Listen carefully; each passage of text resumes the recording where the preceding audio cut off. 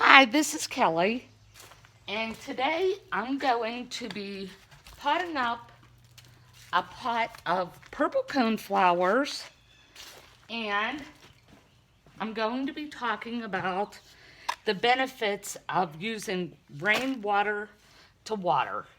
Here I have a big galvanized steel trough, I guess you would call it. My husband mixed up some potting soil for me. It's perlite and peat moss. He watered it with rainwater. Luckily, we've had a lot of rain this year. So we have put out a pot, a very large pot, to collect some of this rainwater.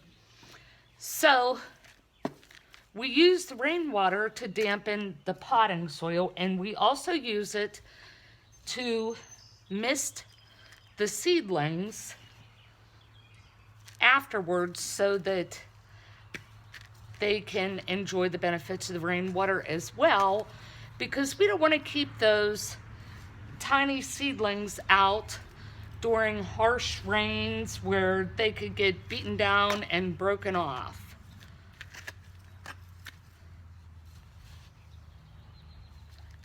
Now, our air is about 78% nitrogen, and whenever it rains, a lot of that nitrogen is washed down onto your plants while it rains.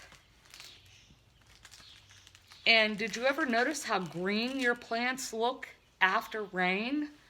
That's because the nitrogen in the rain turns into a carbohydrate, which then is turned into food. I don't have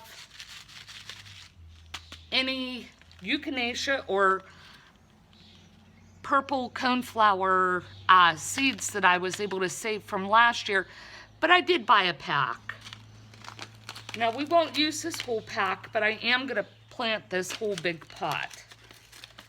And I'm going to plant it pretty densely, and it can later be divided once the seedlings start coming up. And this variety, it's by Fairy Morris, and it's called So Easy Echinacea.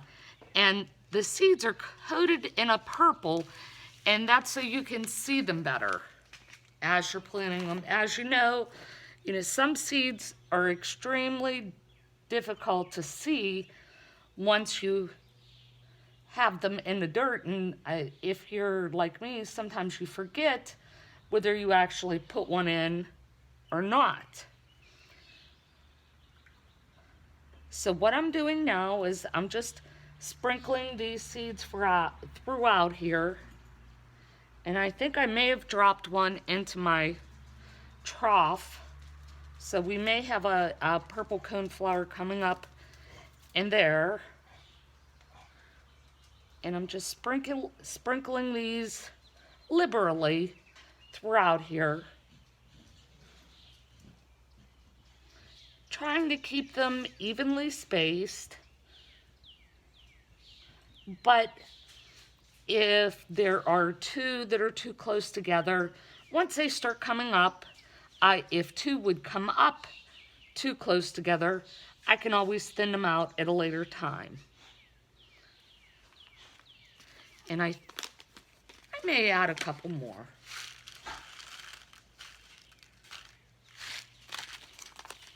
And then I think we'll be good with that amount.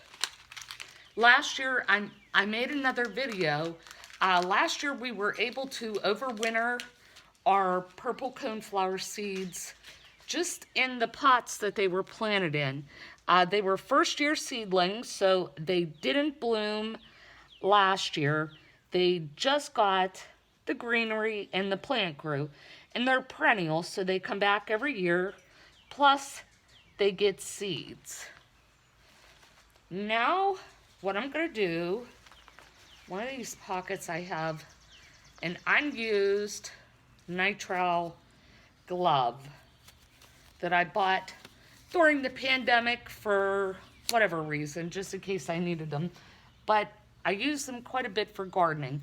And I'm going to sprinkle more of this soil, this pre-moistened potting soil, over the top of the seeds, making sure to cover all of the little purple seeds that you saw me spread. Each one is probably going to be covered with about a 1/4 inch of soil once it's all compacted. After you no longer see any seeds, I then go and I tamp it all down to make sure that the seed is in contact with the soil and to eliminate any air pockets within the soil.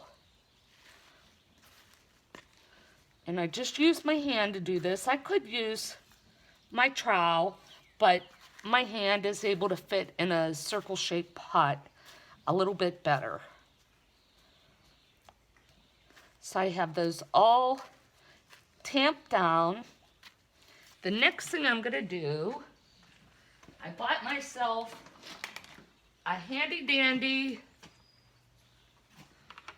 1-gallon pump sprayer, which I filled with rainwater. I bought this at Walmart for, I think, $7.98. It was pretty inexpensive, but it has a lot of benefits. It allows me to give these a pretty good soaking with the wand without disrupting the seeds. The soil is already moist, but we want to go over the top and give it a good soaking of rainwater again. That's what I filled. You'll see it's slightly discolored in here, and that's just from the rainwater. Rainwater contains a lot of different nutrients.